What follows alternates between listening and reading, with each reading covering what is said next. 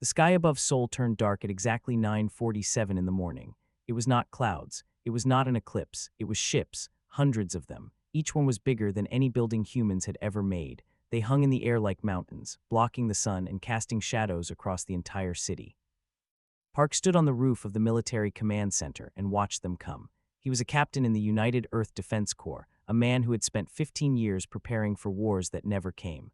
Now, looking at those massive vessels, he understood that all his training meant nothing. These were not enemies he knew how to fight.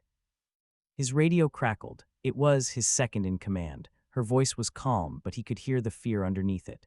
"Captain, all global communications are down. We cannot reach anyone outside the city. Whatever they are using, it has blocked everything." Did not answer right away. He was watching a smaller ship detach from the largest vessel. It was coming down, coming to deliver a message, he guessed. Conquerors always wanted to talk first. They wanted you to know how hopeless your situation was before they crushed you. The ship landed in the middle of square. Soldiers surrounded it, but they kept their distance. Nobody wanted to be the first to shoot. Nobody wanted to start something they could not finish. The door of the ship opened and a creature walked out. It was tall, perhaps 3 meters, with skin and 4 arms. Its eyes were black and empty, like holes in its face. It wore armor that seemed to shift and move like liquid metal. Behind it came more of them, dozens of them, all armed with weapons that glowed with strange light. The creature spoke. Its voice was loud, amplified by some technology, and it spoke in perfect Korean. "I am High Commander of the Dominion. Your world has been selected for harvest. You will surrender all resources, all technology, and all population centers to Dominion control. Resistance will result in extermination. You have 1 hour to respond." Then it turned and walked back into its ship. Just like that. No negotiation, no discussion, just an order and a deadline. In the bunker beneath the command center, the leaders of Earth gathered through whatever communication they could establish. Presidents, prime ministers, generals, scientists, they all looked at the same footage. They all heard the same words, and they all came to the same conclusion. General Lee was the first to speak. He was an old man, 73 years old, with white hair and a face full of scars from wars most people had forgotten. "They expect us to surrender," he said. "They have done this before, many times. They come, they threaten, and species give up. That is what their entire strategy is built on." "Can we fight them?" someone asked. "Their technology is centuries ahead of ours, maybe thousands of years."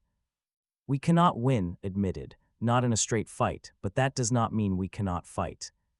The debate lasted 40 minutes. Some wanted to surrender. They argued that survival was more important than pride. They said that humanity could endure under occupation and wait for a better chance. Others said that surrender meant slavery, meant the end of everything they were. There was no survival in becoming property.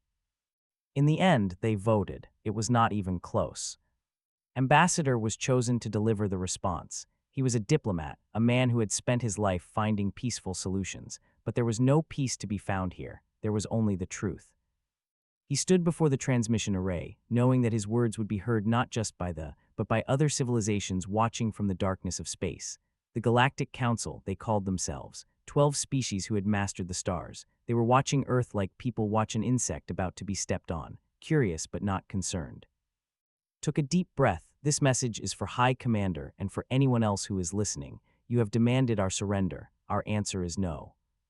He paused, letting the word hang in the air.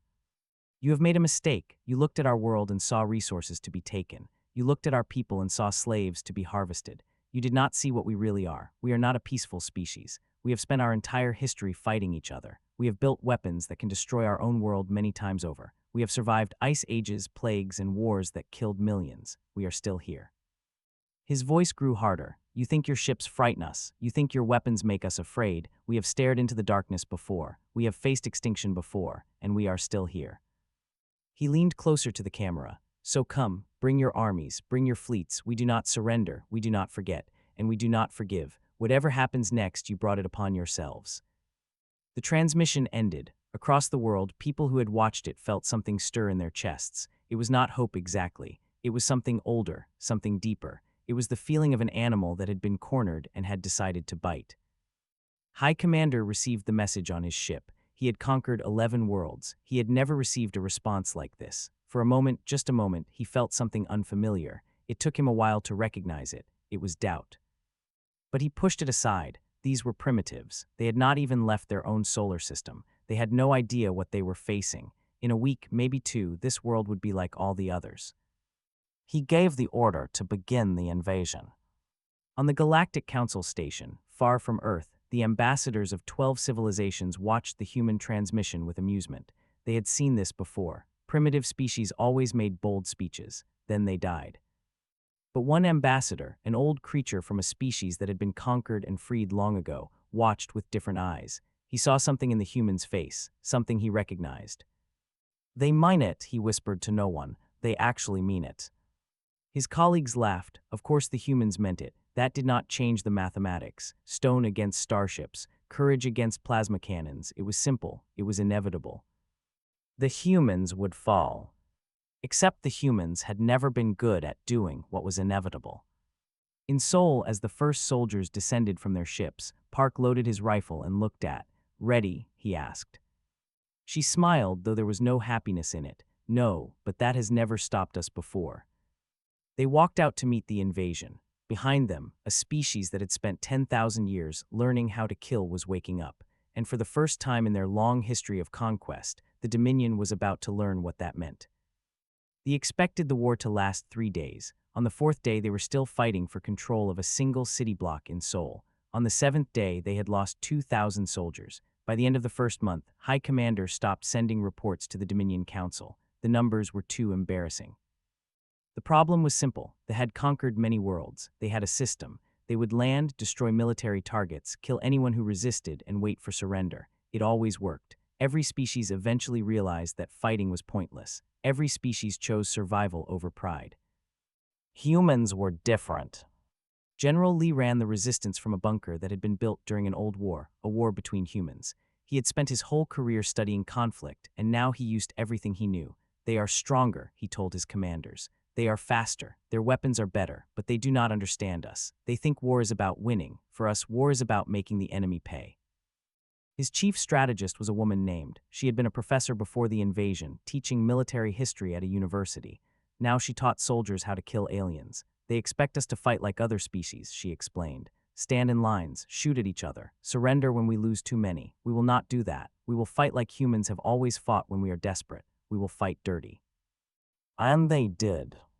A sergeant named led a group of 50 fighters through the ruins of the city. They were not soldiers. They were teachers, factory workers, students, but had grown up in a rough neighborhood, and he knew how to survive. He taught them how to make bombs from cleaning supplies, how to build traps from broken cars, how to move through shadows and strike without warning. The soldiers walked through the streets in their shining armor, confident in their superiority. Then buildings would explode. Soldiers would fall into hidden pits filled with sharp metal. Snipers would fire from windows and disappear before anyone could shoot back. They never saw their enemies. They only saw the bodies of their friends. Lost count of how many aliens he killed. It did not matter. What mattered was that every dead was one less enemy. Every destroyed vehicle was one less weapon. Every night of lost sleep was one more crack in their confidence. In a hospital basement a nurse named worked 20 hours a day. She had no proper supplies. They had bombed the hospitals first, thinking it would break human morale. Instead, it made people angry. Set up her own hospital in the darkness, using whatever she could find. She pulled bullets out of soldiers, stitched their wounds with sewing thread, and sent them back to fight the next day. "You should rest," a young soldier told her once. He had a bandage over his eye where a piece of metal had nearly killed him. "You will die if you keep working like this." Just smiled. "Then I will die useful. Now get back out there. We need every gun." The soldier left, went back to work. She did not have time to think about death. There were too many people who needed her. In orbit, the war was even more desperate.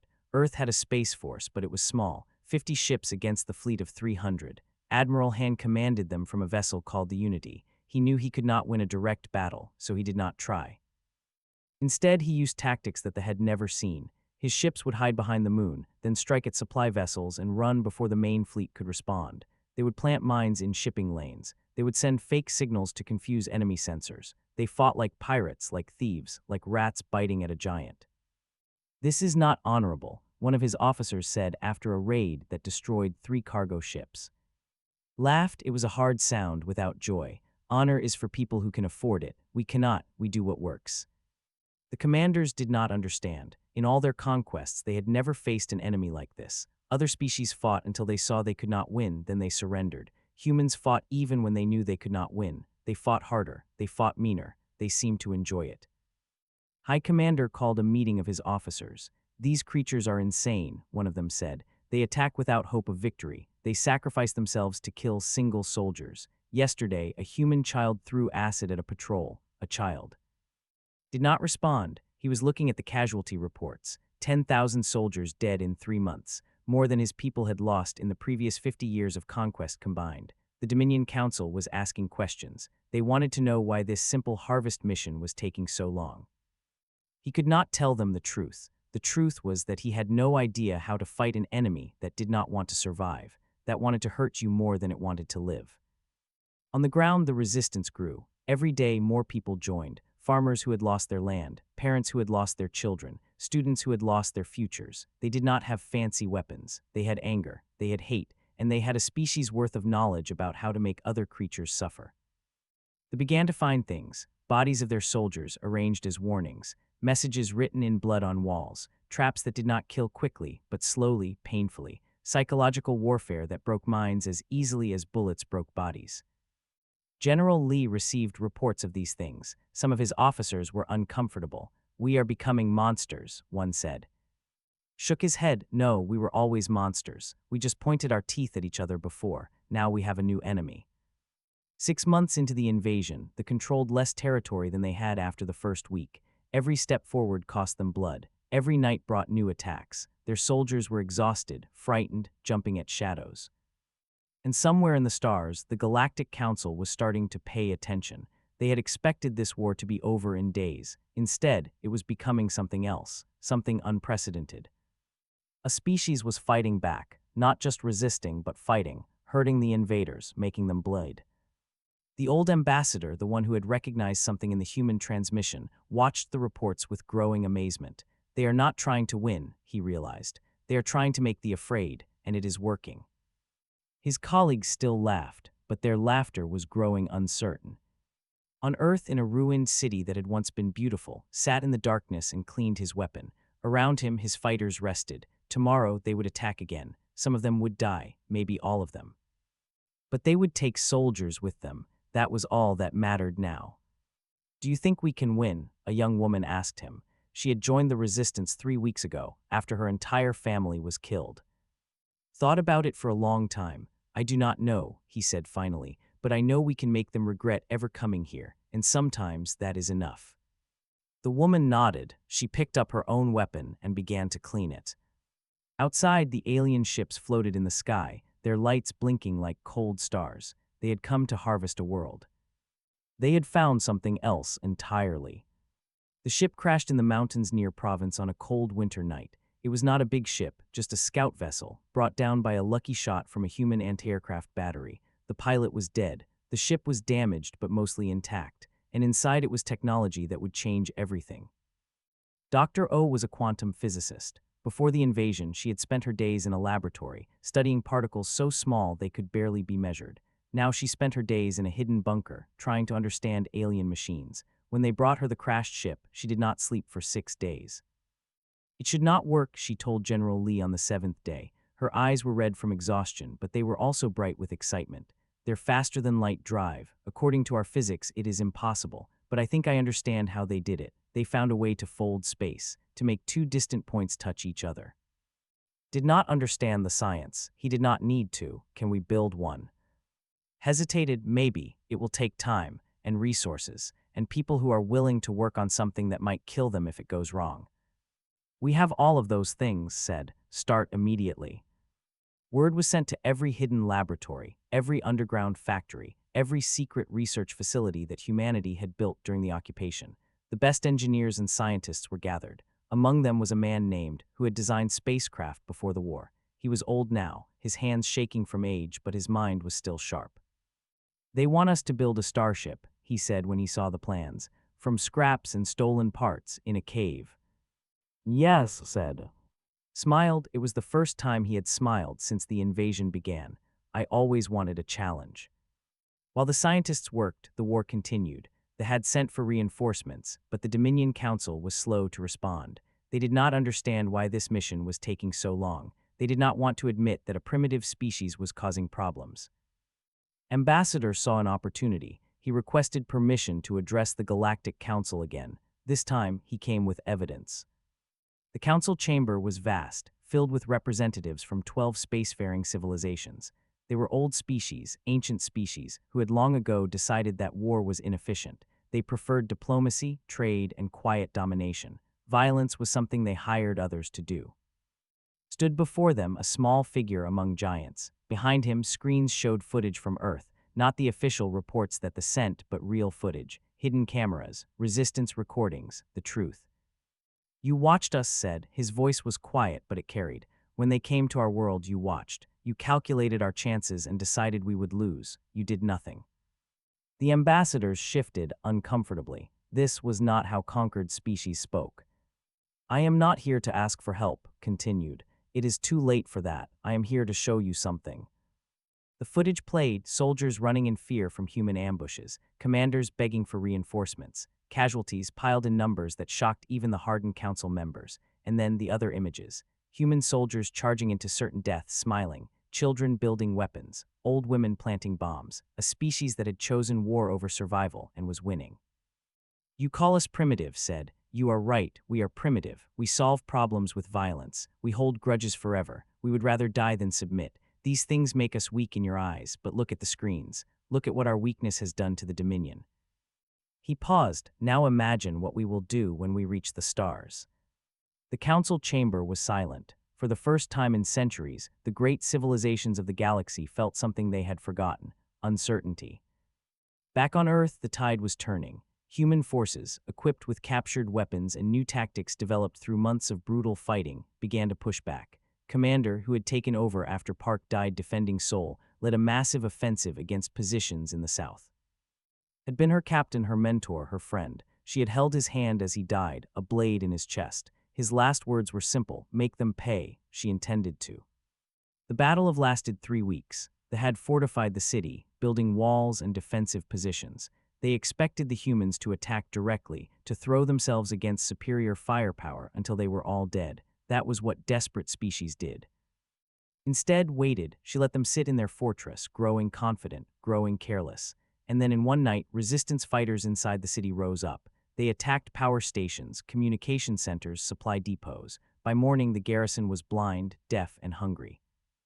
Then attacked, not from the front, but from everywhere. Underground tunnels that humans had dug over months, paratroopers dropping from captured aircraft, boats coming up rivers that the thought were too shallow. The attack came from every direction at once, overwhelming the defenders before they could organize. When it was over, 10,000 soldiers were dead or captured. The humans lost 2,000. By any normal calculation, it was still a terrible exchange, but humans did not think in normal calculations anymore. News of the victory spread across the planet. For the first time, people began to believe, not just that they could resist, but that they could win. High Commander received the report in his flagship. He read it 3 times, hoping the numbers would change. They did not. He had lost, he was losing the war, and he had no idea how to stop it. He sent a message to the Dominion Council, requesting permission to use extreme measures: planetary bombardment, total destruction of population centers. If they could not conquer Earth, they would destroy it. The Council his request. Too many other species were watching now. Too many were starting to ask questions. That could not be seen destroying a world they had claimed was helpless. Was trapped, he could not advance, he could not retreat, and every day more of his soldiers died. In the secret bunker put the finishing touches on humanity's first faster-than-light ship. It was ugly, it was dangerous, it was held together with hope and desperation, but it worked. We need a name, said, looking at the vessel. Thought of all the people who had died, all the cities that had burned, all the families that would never be whole again. Call it the first step, he said, because this is just the beginning. The ship launched in secret, jumping to a point outside the solar system and back. The journey took seconds. The implications took longer to understand. Humanity could reach the stars now. They could strike at their enemies. They could bring the war to the itself. In her command center, received the news. She thought of his last words: make them pay. Start planning, she said to her officers. We are not defending anymore. We are attacking. The galaxy had thought humans were trapped on their planet. They were wrong. The wolves were coming out. The Earth Expeditionary Fleet assembled in the darkness behind the moon, far from sensors. 47 ships. Some were new, built in secret factories. Others were captured vessels, repaired and armed with human weapons. All of them were crewed by volunteers who knew they would probably not come back. Admiral Han stood on the bridge of his flagship, the Soul's Memory. It was named for the city where the war began, the city where so many had died. Every ship in the fleet had a name like that: this Fury, this Vengeance, this Promise, names of places that had burned, carried into the stars by people who remembered. Final check said. His voice was calm. It had to be. His crew needed to see strength, not the fear he felt. The reports came in, all ships ready, all weapons loaded, all crews prepared, 47 ships against the home fleet of the Dominion, 300 warships defending there. It was suicide by any reasonable measure. But humans had stopped being reasonable 2 years ago. Opened a channel to the entire fleet. You all know why we are here. You all know what we face. I am not going to lie to you and say we will win. I do not know if we will. But I know this: whatever happens today, they will remember it forever. They came to our world. They killed our people. They burned our cities. Today we show them what that cost. He paused. On every ship, men and women listened in silence. The galaxy thinks we are weak. They think we are primitive. They watched us burn and did nothing. After today, they will never think that again. After today, everyone will know if you hurt humanity, humanity hurts you back. No matter how far you run, no matter how strong you are, we will find you, we will fight you, and we will make you wish you had left us alone. He took a breath. All ships prepare for jump. Target, prime, see you on the other side. The fleet activated their faster-than-light drives. Space folded around them, and 47 human warships vanished from their solar system, reappearing moments later in orbit around the. The defenders were not prepared. They had never been attacked at home. In all their history of conquest, no species had ever struck back. They had early warning systems, but they were designed to detect conventional approaches, not ships that appeared from nowhere. By the time they scrambled their fleet, the humans were already firing. Had planned for this battle for months. He knew he could not win through strength, so he had to win through shock. His ships targeted the orbital defense platforms first, the massive stations that protected the planet. Human missiles, armed with nuclear warheads, slammed into them one after another. The explosions lit up the sky. All ships execute pattern storm, ordered. The human fleet scattered, each ship moving on a different trajectory, firing at different targets. The commanders tried to coordinate a response, but human electronic warfare systems jammed their communications. For precious minutes, they were blind and confused. The first warships entered the battle. They were bigger than the human vessels, better armed, better armored, but they were also slow to react, trained for a type of warfare that humans did not fight. Captain commanded the Soul's Vengeance, a converted cargo ship fitted with as many weapons as it could carry. It was not designed for this. Neither was he. 3 years ago, he had been leading guerrilla fighters through ruined cities. Now he was in space, fighting battles that no human had ever fought before. Enemy cruiser approaching, his tactical officer reported. They are locking weapons. Ram them, said. His crew looked at him. He was serious.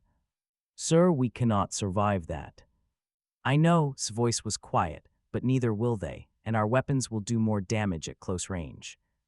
The Soul's Vengeance accelerated toward the enemy cruiser. The ship fired, missiles and plasma beams tearing into the human vessel. Systems failed, fires broke out, crew members died at their stations. But did not stop. The ship kept going, weapons firing until the very end. At the last moment, he activated the self-destruct, the nuclear reactor overloading just as the two ships collided. The explosion destroyed both vessels. It also destroyed 3 other ships caught in the blast, and it sent a message to everyone watching. Humans did not retreat. They did not surrender. They would die to take you with them. Across the battlefield, other human ships did the same thing. When their weapons ran out, they used themselves as weapons. When their engines failed, they found ways to drift into enemy formations and detonate. Every human life cost the dearly. Admiral watched the battle from his bridge. He had lost half his fleet in the first hour, but they had lost more. Their formations were broken. Their command structure was in chaos, and there, the center of their empire was burning.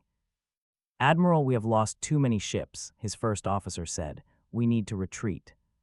Shook his head. We did not come here to retreat. We came here to send a message. He gave the order. Every remaining human ship turned toward the planet itself. Not to bomb it, there were too many civilians, and humans were cruel but not evil. Instead, they targeted military installations, shipyards, weapons factories, everything they needed to continue their conquests. The destruction was massive, centuries of military infrastructure gone in hours. The fleet, racing to defend their home, could only watch as their power crumbled. Finally, with only 12 ships remaining, gave the order to jump home. The surviving human vessels vanished, leaving behind an empire in ruins. High Commander received the news on Earth. He read the report 3 times, certain there was a mistake. There was not. His had been attacked. His fleet had been humiliated. His empire was in chaos. The Dominion Council sent him a message: return home immediately. The war on Earth was over. They needed every ship, every soldier to hold their empire together.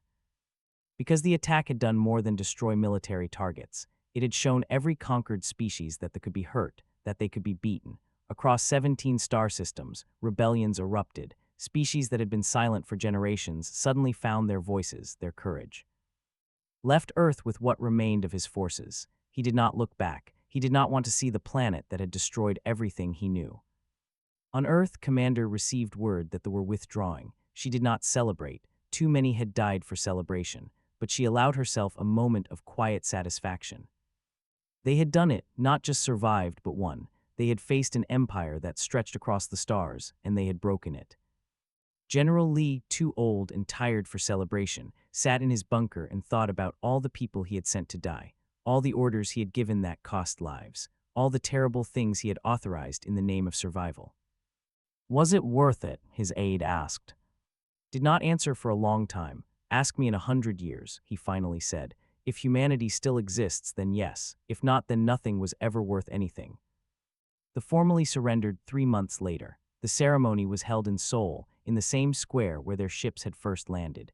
Ambassador accepted the surrendered documents with a face that showed nothing. But inside, he remembered. He remembered the friends he had lost, the cities he had seen burn, the children who had died in this war. He looked at the commander who handed him the documents. Tell your people something for me, he said. Tell them we will never forget. Tell them that if anyone ever tries this again, we will do worse. Tell them that humans do not forgive. The commander nodded, fear in his alien eyes. The war was over. But humanity was just beginning. 5 years after the first ship appeared over Seoul, a human delegation walked into the Galactic Council chamber. They were not there to ask for help. They were not there to beg for recognition. They were there to introduce themselves. President led the delegation. She had changed in 5 years. The young lieutenant who had fought in the ruins of Seoul was gone. In her place was a leader, elected by a species that had learned what it could accomplish when it stood together. Her eyes were hard, her voice steady. She had buried too many friends to be soft anymore. She walked past the ambassadors of 12 civilizations, the same ambassadors who had watched Earth burn and done nothing, the same diplomats who had calculated humanity's extinction and shrugged. They looked at her now with something new in their eyes, something that looked a lot like fear. Reached the central platform and placed a single object on the council table. It was a combat knife, old and worn, the blade still showing traces of blood that would never wash away. It had belonged to Captain Park, had carried it through the entire war, a reminder of what they were fighting for. This knife belonged to a friend of mine, she said. Her voice was calm, conversational, almost friendly. He died defending our world while you watched. He was one of many. We lost 400 million people in this war. 400 million. Mothers, fathers, children. Scientists, artists, farmers, gone, because you decided we were not worth saving. The chamber was silent. No one dared to speak. You called us primitive, continued. You were right, we are primitive. We are violent, vengeful, and we hold grudges for generations. We fight wars over insults that happened centuries ago. We invented weapons that could destroy our own world before we invented medicine that could cure our diseases. We are everything you evolved past, everything you looked down on. She smiled. It was not a pleasant expression. And now we have starships. She let that sink in. Around the chamber, representatives of ancient civilizations shifted uncomfortably. They were used to being the most powerful. They were used to looking down on younger species. They were not used to being afraid. I am not here to threaten you, said. I am here to make something clear. Humanity will join your council. We will trade with you, work with you, maybe even become friends with you someday. But we will never forget, and we will never let what happened to us happen to anyone else. She picked up the knife. If any of you ever decide to invade a world like you let the invade ours, we will come for you. We will not wait for your surrender. We will not accept your excuses. We will do to you what we did to the Dominion, and we will not stop until your empire is ash. She put the knife back in her belt. Do we understand each other? The senior ambassador, an ancient creature from a species that had been civilized when humans were still learning to walk upright, spoke for the first time. You would start a war over a species you do not know, over a world that means nothing to you. Yes, said simply, because someone should have done that for us, and no one did.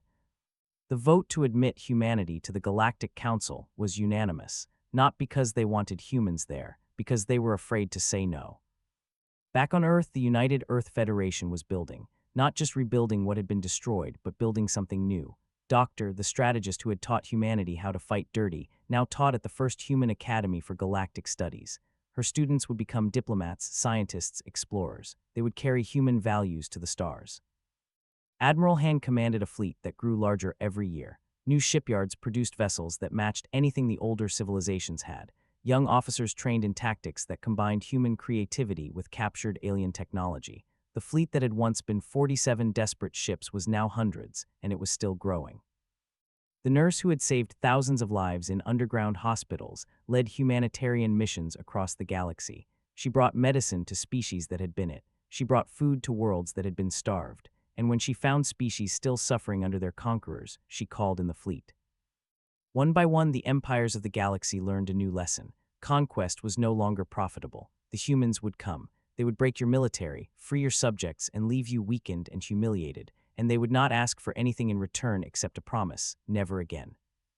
The old ambassador, the one who had recognized something dangerous in humanity from the beginning, watched all of this with a mix of admiration and sorrow. He had been young once back when his own species was conquered. He remembered what it felt like to hope for rescue that never came. They are changing everything, he said to a colleague one day. The balance of power that has held for 10,000 years, the rules that kept the strong safe and the weak silent, humans are breaking all of it. His colleague from a species that had once been conquerors themselves looked worried. Is that not dangerous? The old ambassador thought about it. Perhaps, but perhaps it was more dangerous the way it was before. Perhaps a galaxy where the strong could do whatever they wanted was never stable. It just seemed stable because no one challenged it. He watched the human delegation walking through the station, young and confident and utterly unafraid. They are not like us. They do not think in terms of centuries or careful plans. They act, they fight, they make decisions that seem insane and then refuse to lose. It is terrifying. He paused. It is also exactly what this galaxy needed. On the anniversary of first contact, stood in square, the same place where they had first landed.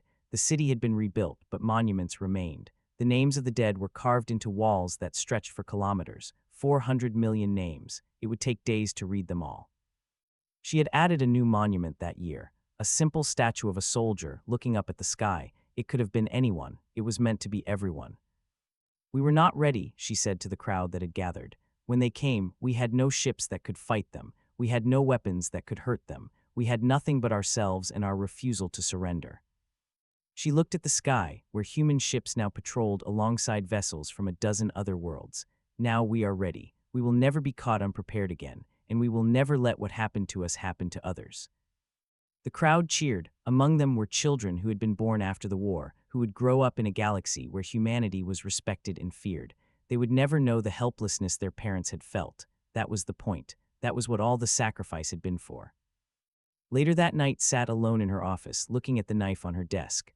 Knife. She thought about him often, wondered what he would think of the world they had built. She hoped he would be proud. She hoped all of them would be proud.